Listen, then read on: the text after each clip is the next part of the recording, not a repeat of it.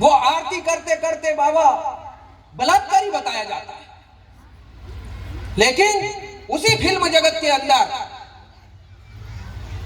अगर विलेन की भूमिका में भी है कोई, तब भी अगर अजान की आवाज आ जाती है तो वो गोली चलाना रोक देता है। वारे ईमान के पक्के किस प्रकार से नैरेटिव बनाए जाते हैं। हमेशा अनाथ बच्चों को एक पादरी पालेगा, दूसरा नहीं पालेगा। अरे इस देश में इतने भोजन भंडारे चलते हैं, इतने आश्रम चलते हैं, इतने बाबाओं के अखाड़े हैं। इस देश में हमने चींटियों को भूखे नहीं मरने दिया, इंसान को क्या भूखे मरने देंगे। लेकिन फिल्म में बताएंगे पादरी ही पालेगा अनाथ बच्चे, बहुत तो बड़ा क्रॉस लटका के। ये हमारी संस्कृति पर हमले हैं, इनको हमें ध्यान में लाना पड़ेगा। होली आती है, विज्ञापन आना शुरू हो जाते हैं, पेपरों में भी लोग भी कहने लग जाते हैं, बुद्धिजीवी, पानी बचाओ। वारे साल भर में एक दिन होली के दिन हम रंग खेल लेंगे तो पानी खत्म हो जाएगा। और रोज जो तुम टोटियों में पानी बहा रहे हो, रोज जो तुम वेस्टेज कर रहे हो, रोज 20 रुपए लीटर का बिस्लरी बनाकर पी रहे हो, वो किसके माथे है? ध्वनि प्रदूषण होगा, वायु प्रदूषण होगा। सारे प्रदूषण का ठेका हिंदू समाज ने ले रखा है। पर्यावरण भी अपना एक विषय है, प्रदूषण पर्यावरण भी हम बचाएंगे, सनातन हिंदू समाज ही विश्व को बचाएगा। लेकिन दादा, जब रूस और यूक्रेन का युद्ध होता है, जब इजराइल पर हमले होते हैं, जब इजराइल वापस हमले करता है, जब ईरान और इराक में युद्ध चलते साल साल भर चला करते हैं, उससे वायु प्रदूषण नहीं होता है। लेकिन दिवाली पर पटाखे चलाने से वायु प्रदूषण होगा, ध्वनि प्रदूषण होगा। हमारे त्योहारों को भटकाने की कोशिश की जा रही है। त्योहारों से काट दो, उनको लगता है यार इनके तो हर रोज त्योहार है। गुड़ी पड़वा आ गई, फिर बीज आ गई, हरताली तीज आ गई, गणेश चतुर्थी हो गई, ऋषि पंचमी हो गई, हलछठ हो गई, शीतला सप्तमी हो गई, जन्माष्टमी हो गई, रामनवमी हो गई, दशहरा हो गया, देव उठनी 11, देव सोनी 11 हो गई, बज 12 हो गई, धनतेरस हो गई, यम 14 हो गई, न बाकी पूर्णम न अमावस तो है। तो ये कह के 15 दिन में कोई दिन खाली नहीं इनका। इनके व्रत त्योहार इतने कट्ठे, मतलब इतने अच्छी तरीके से पकड़ रखे हैं कि इनको कोई भटका नहीं सकता। तो सबसे पहले इनको इससे तोड़ो, व्रत त्योहारों से तोड़ो। तो क्या लाओ? बाजारवाद लाओ। बाजारवाद कैसे लाओ? तो एक इस देश में नया त्योहार शुरू करा, वैलेंटाइन डे। वारे वैलेंटाइन डे, हम बसंत पंचमी मनाने वाले, बसंतोत्सव मनाने वाले, हम होली दिवाली मनाने वाले। और होली में भी श्री राम जी, होली के अंदर भी हमारे तो क्या क्या गीत होते हैं, कितने प्रणय त्योहार होते हैं। अब ये वैलेंटाइन डे घुसेड़ा गया, क्यों? बाजारवाद के चक्कर में हिंदुओं को अपने धर्म से, अपने व्रतों से, अपने त्योहारों से काटो और अपना माल बिके, ऐसा काम करो तो दो फायदे, पैसा भी कमाओ और हिंदू भी तोड़ो। और ये तेज गति से पूरे भारत भर के अंदर फैलाया गया। ऐसी अनेक चीजें आपको देखने के लिए मिलेगी, एक नहीं। तो हम सोचें, विचारें कि हम कहां थे, क्या है, क्या होंगे। अभी रिश्तों की पवित्रता समाप्त हो गई। अरे ऐसे ऐसे आंदोलन होते साहब, अपन तो बहुत बचे हुए हैं। अब मैं मंच से बोलूं या नहीं बोलूं, स्वामी जी भी विराजमान है, लेकिन ऐसे ऐसे आंदोलन थे, महिला पुरुष एक समान। हाँ भाई, एक समान नहीं, हमने तो महिला को पहले दर्जा दिया, मातृशक्ति कहा।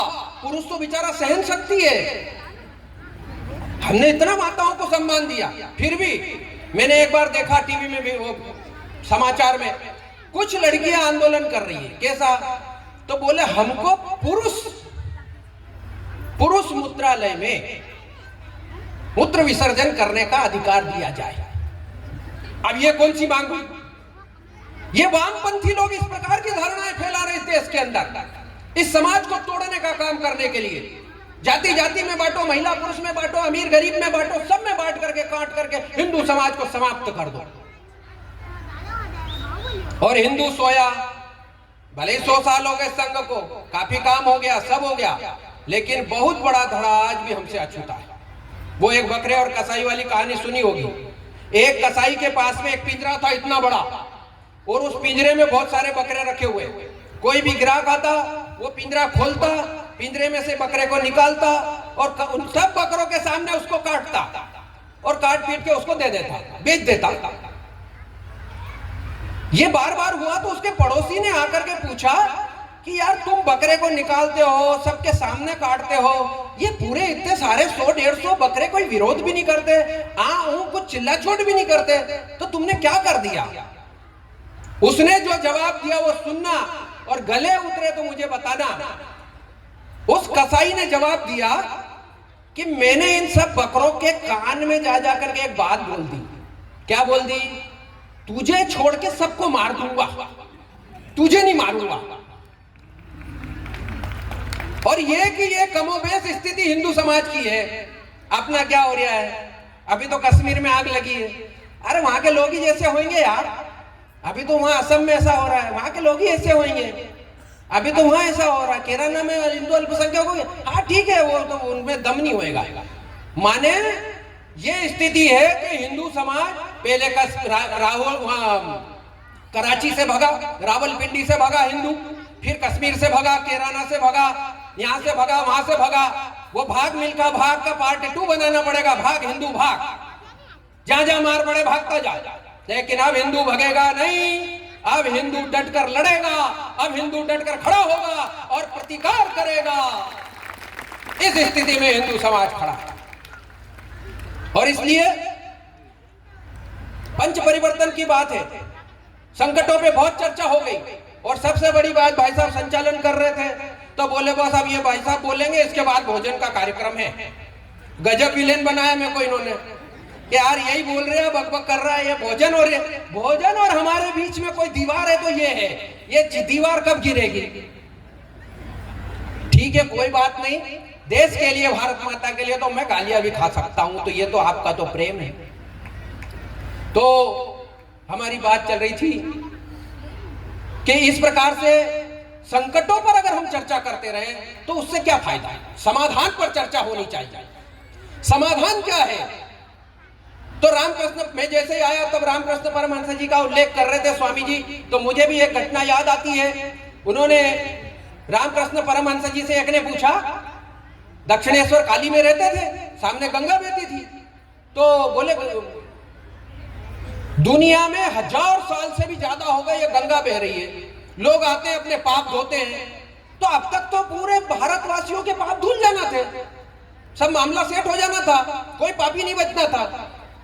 तो रामकृष्ण परमहंस जी ने जो जवाब दिया, उन्होंने कहा देखो भैया, सब आते हैं गंगा में डुबकी लगाने के पहले यहाँ खड़े रहते हैं, तो वो जो पाप माथे पर रहता वो सोचता गंगा का स्पर्श होते मेरा पाप, मैं मर जाऊंगा, तो वो फट से पेड़ पर चढ़ जाता है। वो भक्त स्नान करते हैं, वापस आते हैं, वो पेड़ पे से फिर उनके माथे चढ़ जाता है, वापस घर आ जाता है।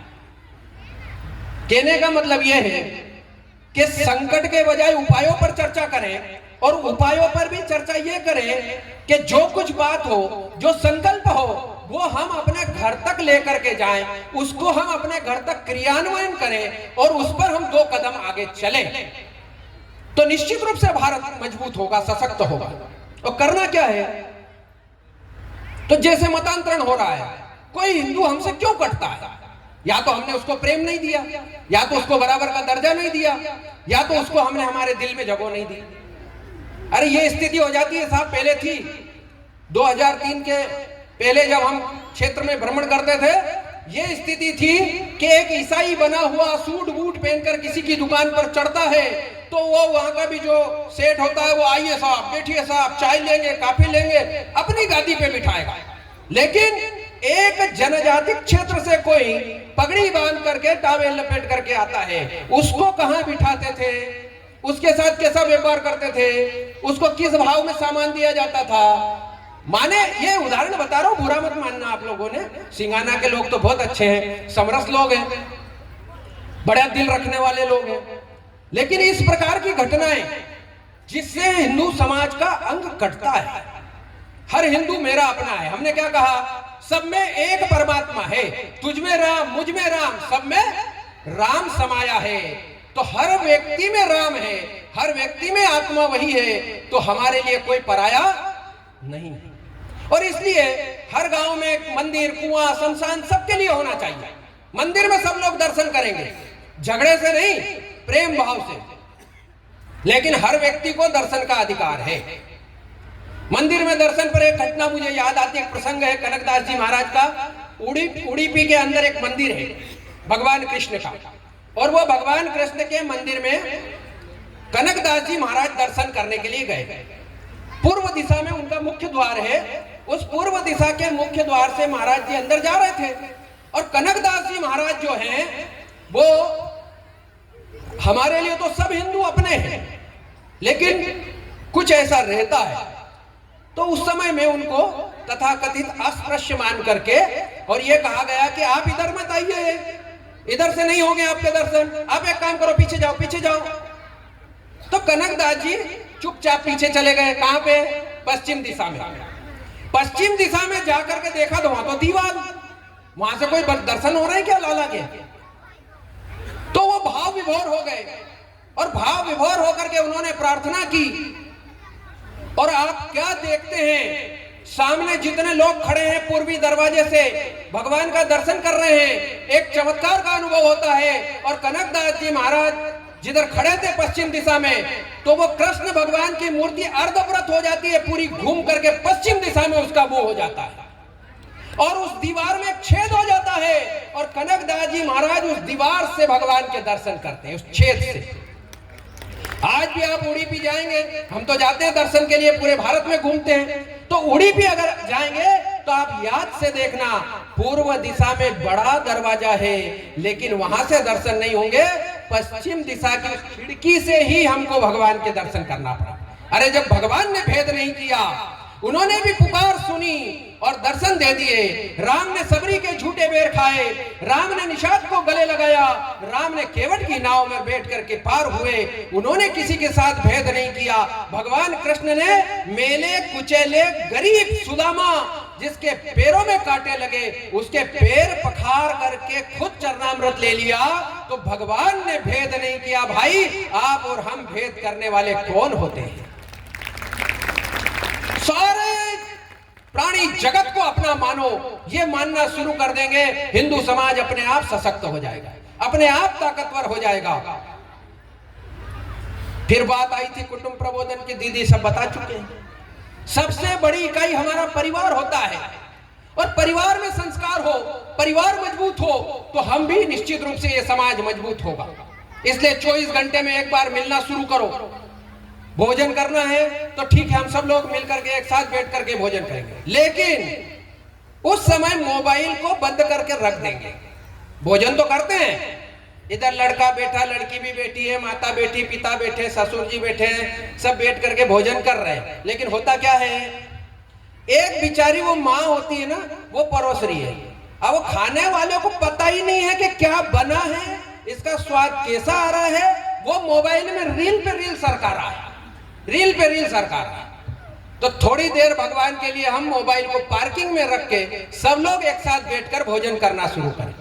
बातचीत हो जाएगी भाई, आपस में सबके मेल मुलाकात हो जाएंगे, किसी की तबीयत पानी पूछ ली, काम पूछ लिया, धंधा पूछ लिया। हमारी भाषा क्या होगी, तो हम घर में तो कम से कम अपनी भाषा बोलें।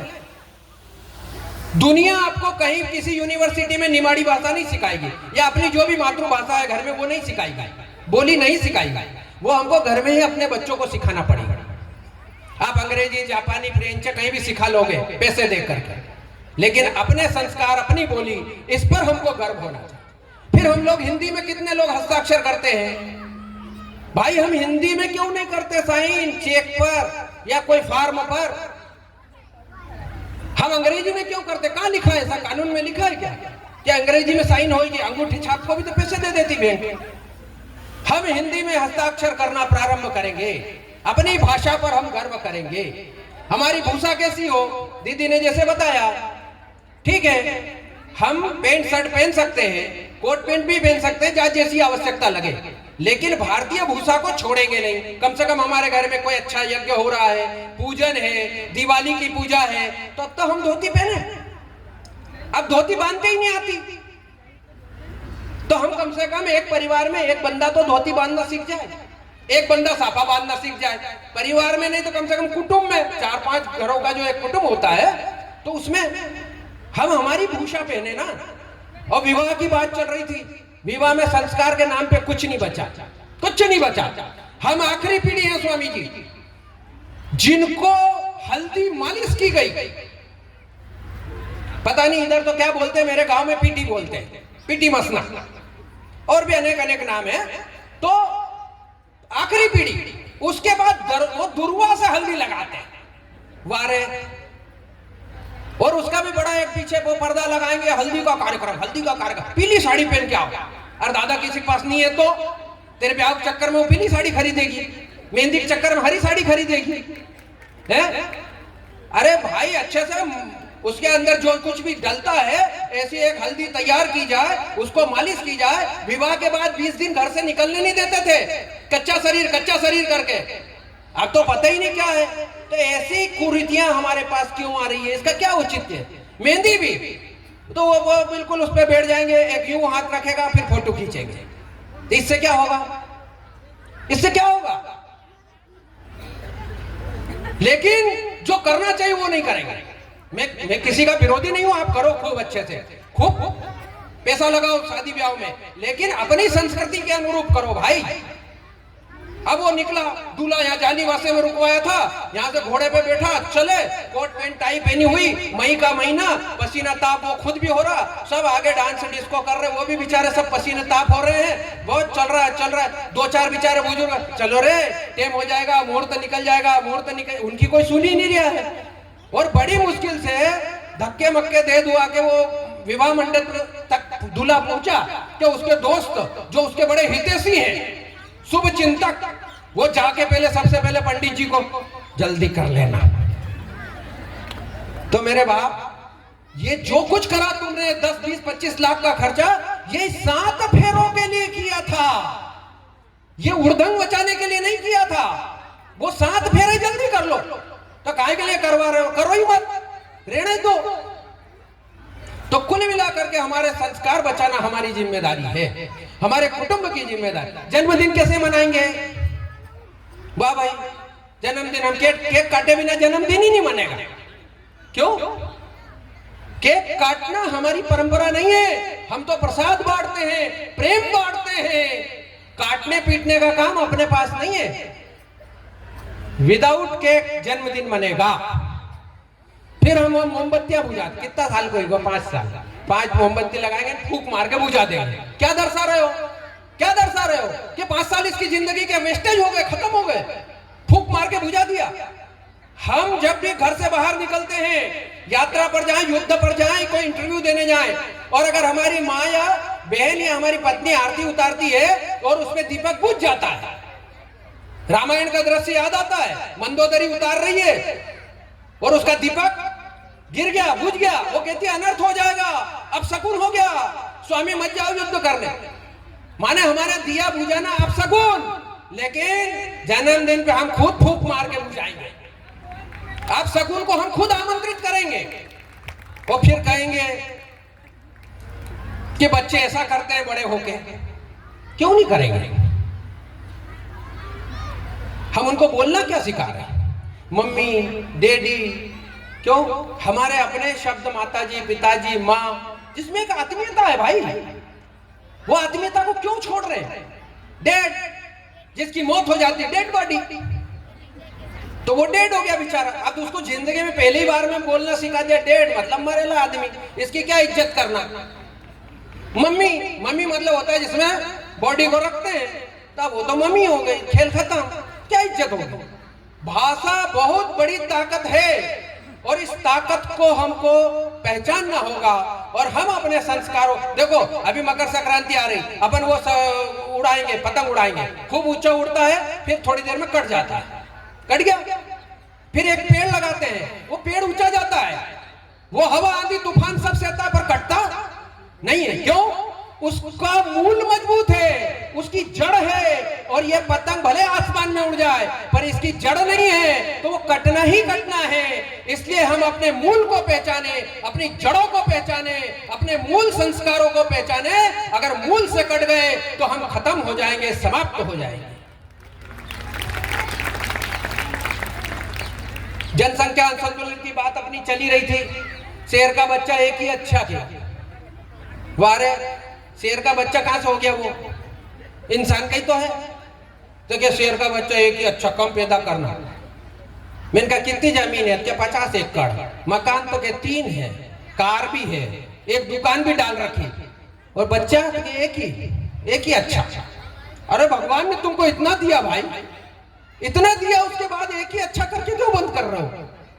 अगर ऐसे ही परिवार नियोजन का कार्यक्रम पहले चला होता, कृष्ण भगवान नहीं आते धरती पे, 8वीं संतान थे, शिवाजी भी नहीं आते, दूसरी संतान थे, शेर का बच्चा एक ही अच्छा करके संभाजी पे रोकते थे। तो हमको हमारी जनसंख्या को भी संतुलित करने का काम है।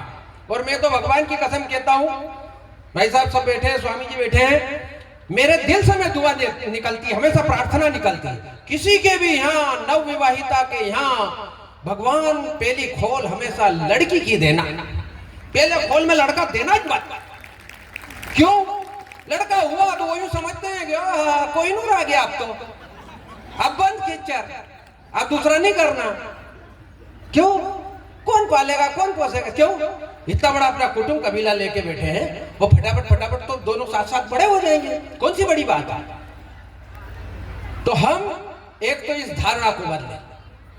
अरे रिश्ते खत्म हो जाएंगे, रिश्ते, बुआ नहीं मिलेगी, मौसी नहीं मिलेगी, काका नहीं मिलेगा, ताऊ नहीं मिलेगा, जो अकेले अकेले उनका दर्द पूछ लो भाई, अभी पूछ लो, अभी तो बहुत अच्छा लगता है एक करने में कि सब देंगे इसको, हम कोई नूर पैदा हुआ हमारे यहाँ है, और शेर का बच्चा है कि अच्छा खाएगा, अच्छा पैदा होता उस दिन से उसको हवा पानी लगना बंद करवा देते हैं, इतना टॉप टाप के रखेंगे, उसको मिट्टी तक नहीं लगने देंगे, उसको बाहर का वातावरण नहीं दे, इन्फेक्शन हो जाएगा, टच मत करो।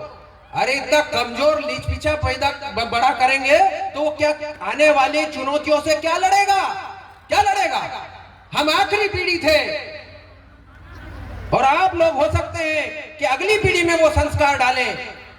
जब हम घर से निकल जाया करते थे, तालाबों में, पोखरों में छलांग लगा देते, तैरना सीखते थे, इस भारत की भूमि में लौटते थे, कभी ये घुटना तोड़ के लाते, कभी ये घुटना फोड़ के लाते थे, पत्थर मार करके बेर खाने के लिए निकल जाते थे घर से।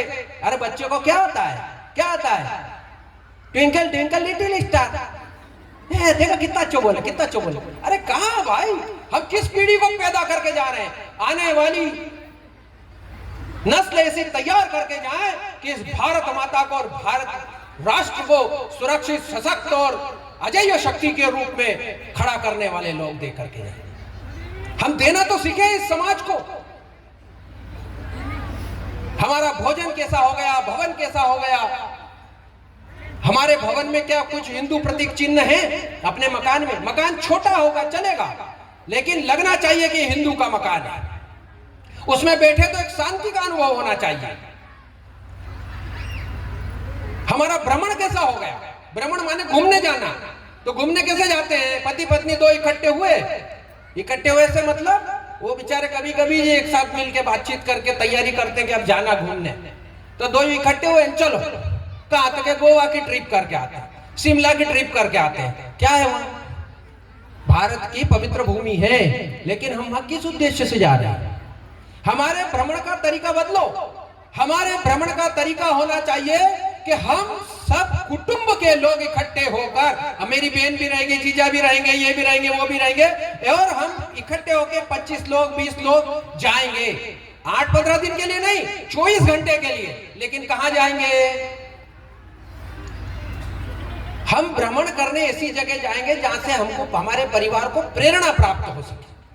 हम जाते हैं साहब, देखो बुरा मत मानना, नाथ द्वारा दर्शन करेंगे, काकरोली जी के दर्शन करेंगे, चार भुजा जी के दर्शन करेंगे, और फिर कोई कहेगा चलो हल्दी घाटी दर्शन कर रहे हैं, तो ड्राइवर पहले ही कहते कहीं नहीं है वहां, पीली माटी के अलावा क्या है वहां, क्या देखना उसको? तो वो भी एक दो बैठे रहेंगे, वो भी हाँ कहीं नहीं है, अपना उधर चलो दूसरे जगह चलेंगे। अरे भाई, वो हल्दी घाटी की पवित्र पीली माटी अगर राणा प्रताप के रक्त से लाल न हुई होती तो क्या नाथ द्वारा, क्या काकरोली, क्या चार भुजा, कुछ नहीं बचता। वो बचा है तो उनके बलिदानों की वजह से बचा है। उस माटी को जाकर प्रणाम तो करो, उस चेतक की समाधि को प्रणाम तो करो, उस तालाब को तो देख के आओ जो पूरा लाल खून से भर गया था, उसको तो देख कर आओ। ज्यादा दूर नहीं जाना, आजाद की कुटिया में कितने लोग गए, दिल पर हाथ रख करके बताना। हम अपने परिवार को लेकर आजाद की कुटिया के दर्शन करने जाए ना, चंद्रशेखर आजाद की, दिन भर रहेंगे, आजाद जी के बारे में समझेंगे, बताएंगे बच्चों को, महिलाओं को, घर को, परिवार के लोगों को, और कहीं भोजन करके अपने घर आ जाएंगे। कर सकते हैं। अमझेरा कितने लोग गए राणा बख्तावर सिंह जी की स्थिति को देखने के लिए। अरे वो राणा जिसको फांसी पर टांगा एमवाई हॉस्पिटल के प्रांगण में, आज भी उनकी मूर्ति लगी है, वो झाड़ आज भी है नीम का, उस पर टांगा तो फंदा तक टूट गया, फंदा तक शर्मिंदा हो गया कि मैं राणा को फांसी नहीं दे सकता, और अंग्रेजों ने अपने नियम बदल करके उनको फांसी दी। कभी गए टंटिया मामा महू में, पाताल पानी में? अरे पाताल पानी से आज भी ट्रेन निकलती है तो सैल्यूट मारते हैं, नहीं तो ट्रेन आगे नहीं बढ़े। ऐसा टंटिया मामा का पवित्र स्थान पाताल पानी में, कभी जाओ दर्शन करने। कभी धावा बावड़ी गए भीमा नायक की समाधि पर प्रणाम करने, कभी ख्वाजा नायक के वहां गए, कभी भागीरथ सिलावट के यहाँ गए। मैं अपने क्षेत्र के क्रांतिकारियों का नाम ले रहा हूं, आपको बहुत बड़े बड़े नाम नहीं बता रहा हूं दुनिया में बाहर जाने के लिए। हमारे भ्रमण का यह तरीका होना चाहिए ताकि हमारे बच्चे भी इस बात को सीख सके। अब समय बहुत हो गया, बहुत अच्छी बात है, पर्यावरण के बारे में हमने बात की। पानी बचाओ, प्लास्टिक का यूज कम से कम करो, सिंगल प्लास्टिक बंद करो, अपनी ब्याह शादी में भी हम ये डिस्पोजल बंद करो। होता है कई उदाहरण आपको कार्यकर्ताओं के यहाँ देखने के लिए मिलेंगे, प्लास्टिक मुक्त विवाह, प्लास्टिक मुक्त नुक्ता होते हैं, हम भी करने का प्रयास करें। ये प्लास्टिक के ढेर लग रहे हैं भाई, ये समाप्त नहीं होती है, राक्षस है, और ये ऐसा राक्षस है कि इस दुनिया को खा जाएगा। इसलिए सिंगल प्लास्टिक के यूज करने से बचे। और जैसा हमारी दीदी ने बताया तो मुझे भी ध्यान में आता है, हम एक चीज को इतनी बार वापरते हैं, इतनी रिसाइकलिंग करते हैं, वो परंपरा रहनी चाहिए। आजकल नहीं है, आज तो पटापट बदलते हैं। बाजार गए नहीं, ये लिया, वो लिया, वो लिया, वो लिया, पूरा घर भरा है। नहीं तो हमारे यहाँ क्या परंपरा रही, सबसे पहले हम कपड़ा लेते, पजामा सिलवाते थे, है ना, फिर पजामा फट जाए तो उसकी तकिए की खोल बना दे, तकिए की खोल थोड़ी बहुत खराब होने लगे तो उसको काट पीट के झोला बना दे, और झोला बनाने के बाद में वो झोला भी फट जाए तो पोछा लगाने का बना दे, वो पोछा लगाने का बना दे। उसके बाद में उस कपड़े का जान निकल जाए बेचारे की तो हम उसको मोटरसाइकिल पोछने का, साइलेंसर साफ करने का पोछा बना देते हैं। ये हमारे यहाँ एक एक चीज का उपयोग करना। ईश्वर ने हमको प्रकृति दी है काहे के लिए? इसको सहेजने सवेरने के लिए, लूटने खसोटने के लिए नहीं दिए कि इसका शोषण करो। एक टूथब्रश होता है, जब वो घिस जाता है ना पूरा, तो पहले तो हम उस टूथब्रश को अच्छा गर्म ऐसा करके काट देते थे, अब उस टूथब्रश के डंडे से नाड़ा डालने का यंत्र बनाते थे, और वो जो ब्रश बचता था उससे मूछें काली करने का यंत्र बनाते थे। ये कहने का मतलब मेरा कि कैसी पीढ़ी थी भाई, वो इतना करके गए तो हमारे पास कुछ है। हम इस संस्कृति को, इस प्रकृति को कुछ दे करके जाएं। फिर सबसे अंत में स्वदेशी का भाव हमारे मन में, स्वतंत्र हो गए, स्वाधीन हो गए, स्वतंत्र नहीं हुए अभी तक, अपना तंत्र कहां है? हम चीजें सब विदेशी वापरते हैं। मेरा निवेदन है आप लोग स्वदेशी विदेशी सामानों का एक सूची बनाएं, मिल जाएगी वो सूची, घर घर में पहुंचे। जैसे घर घर में माताओं बहनों ने पीले चावल दिए, निमंत्रण के लिए खून पसीना एक कर दिया, इनसे ही वापस से स्वदेशी का जागरण करवाएं। अरे हम सुबह ब्रश करें, कोलगेट विदेशी, जिन्होंने हम पे राज किया ईस्ट इंडिया कंपनी ने, वो हिंदुस्तान लीवर लिमिटेड बनकर के आई है फिर से, और सुबह ब्रश करेंगे तो विदेशी, साबुन विदेशी, तेल लगाने वाला विदेशी, जो चीज देखते वो विदेशी। हम एक सूची बनाए, भारत में बना हुआ सामान ही उपयोग करेंगे। बहुत जरूरी हुआ, भारत में उपलब्ध नहीं है, हम विदेश से लेंगे, लेकिन अपनी शर्तों पर लेंगे, शौक मौज के लिए नहीं लेंगे। हम भारत की वस्तु ही खरीदेंगे। यह स्व का भाव हमारे मन में हो। बाकी सारी बातें बहुत कुछ हो चुकी है। तिथि अनुसार अपना जन्मदिन मनाना शुरू करें। कम से कम अपने जो वरिष्ठ कार्यकर्ता हैं वे तो तिथि अनुसार जन्मदिन मनाएं। तारीख अलग है, हमारा नामकरण तिथि से हुआ, कब पैदा हुए, ये तिथि थी, ये नक्षत्र था, इस नक्षत्र के इस तीसरे, दूसरे, चौथे चरण में इनका जन्म हुआ, तो इनका मूल नाम का पहला अक्षर ये निकलेगा। ऐसा नामकरण करवाते ना पंडित जी से, तो वो तिथि से करवाएंगे और जन्मदिन हम तारीख से मनाएंगे। भाई अपनी तिथि तो याद रखो कि कौन सी तिथि को हम पैदा हुए उसी दिन जन्मदिन मनाया जाए, तिथि अनुसार मनाए। अच्छा, बहुत सारे लोगों का विवाह का देखता हूं मैं, अक्षय तृतीया को विवाह हुआ, अब उसको याद रखने की जरूरत ही नहीं। बसंत पंचमी को हुआ, याद रखने की जरूरत ही नहीं, पर वो भी बंदा तारीख से मनाएगा, वो भी मैरिज एनिवर्सरी तारीख से मनाएगा। हम अपनी तिथि के अनुसार मनाना शुरू करें, हिंदी तिथि के अनुसार। तो ऐसे ये 5 बिंदुओं पर संघ का आग्रह है, इन 5 बिंदुओं को लेकर के अपना कार्य प्रारंभ करें। समरसता का, पर्यावरण बचाने के लिए, कुटुंब बचाने के लिए कुटुंब प्रबोधन, स्व का बोध और नागरिक अनुशासन। इन 5 चीजों से मेलजोल बढ़ेगा, ताकत बढ़ेगी, शक्ति बढ़ेगी और हिंदू समाज सशक्त होगा। और हिंदू समाज सशक्त होगा तो देश सशक्त होगा, और देश सशक्त होगा तो सारे विश्व का भला होगा। क्यों होगा? क्योंकि हमारी संस्कृति में ही यह है। हम क्या कहते हैं? धर्म की जय हो, अधर्म का नाश हो, प्राणियों में सद्भावना हो और विश्व का कल्याण हो। तो हम हमेशा विश्व के कल्याण की कामना करते हैं, हम हमेशा प्राणियों में सद्भावना की बात करते हैं, केवल हिंदुओं में सद्भावना की बात नहीं करते।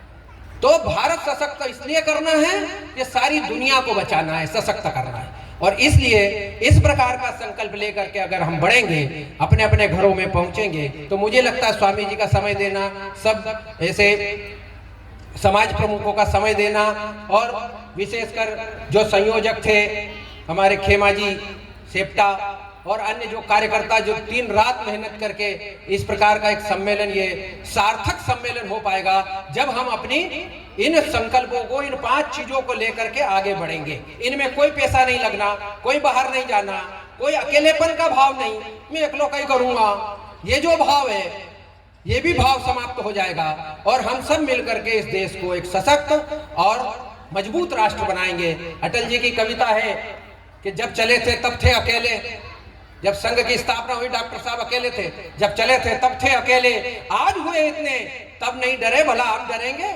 विरोधों के सागर में चट्टान है हम, जो टकराएंगे अपनी मौत मरेंगे, लिया ध्वज हाथ में कभी ना रुकेगा, न सूरज के सम्मुख अंधेरा टिकेगा, निडर हैं सभी हम, अमर हैं सभी हम, कि हम पर वरद हस्त करता पूज्य भगवा हमारा। बहुत बहुत धन्यवाद। जय श्री राम। भारत माता की, भारत माता की।